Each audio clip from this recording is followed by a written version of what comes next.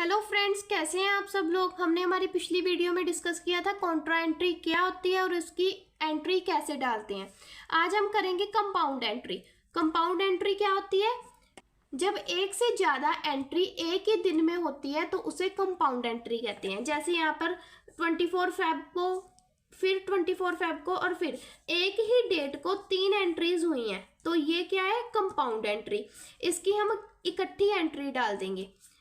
तो चलिए स्टार्ट करते हैं। फर्स्ट है रेंट रिसीव्ड रुपीज़ 80,000। हमने 80,000 रुपीज़ का रेंट रिसीव किया है। सेम ही डेट पर हमने कमीशन भी रिसीव की है 20,000 की और सैलरी भी रिसीव की है 50,000 की। ये हमने एक ही डेट पर तीनों जो ट्रांजैक्शंस है की हैं, इसलिए हम इसकी एक इकट्ठी एंट्री डाल देंगे। 24 फेब को हमारी एंट्री हुई है रेंट रिसीव्ड 80,000 का हमने रेंट रिसीव किया। सेम डेट को हमने कमीशन भी रिसीव की है 20,000 की और सैलरीज भी रिसीव की है 50,000 की। ये सेम डेट पर तीनों ट्रांजैक्शंस हुई हैं, तो इसकी हम एक इकट्ठी एंट्री डाल देंगे। 2024 को हुई है 24 फेब को। क्या क्या रिसीव किया? रेंट रिसीव किया, कमीशन रिसीव की और सैलरी रिसीव की। हमारे पास क्या आया? Cash debit. What comes in? Cash आया, कैश अकाउंट डेबिट। टू क्या रिसीव किया? Rent. To rent account, to commission account, to salaries account.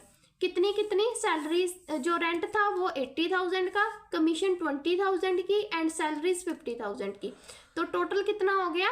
1,50,000 rupees. तो कैश हमारे पास आई 1,50,000 रुपीज़ की। इसकी नरेशन लिख दी, being rent commission and salaries receive. Similarly 3 मार्च को भी 3 एंट्रीज हुई हैं।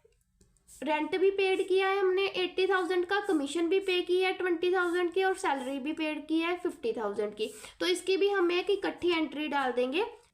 हमने रेंट पे किया, कमीशन और सैलरीज पे की है, तो हमारे पास से कैश गई, तो इसलिए कैश क्रेडिट कर देंगे। और क्या क्या दिया हमने? रेंट अकाउंट डेबिट, कमीशन दी, कमीशन अकाउंट डेबिट और सैलरीज दी, सैलरीज अकाउंट डेबिट। कितने कितने रुपए की? रेंट 80,000 का था, कमीशन 20 की और सैलरीज 50,000 की।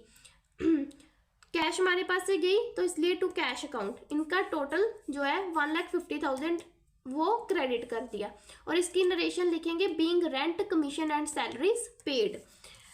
तो ये थी हमारी कंपाउंड एंट्री।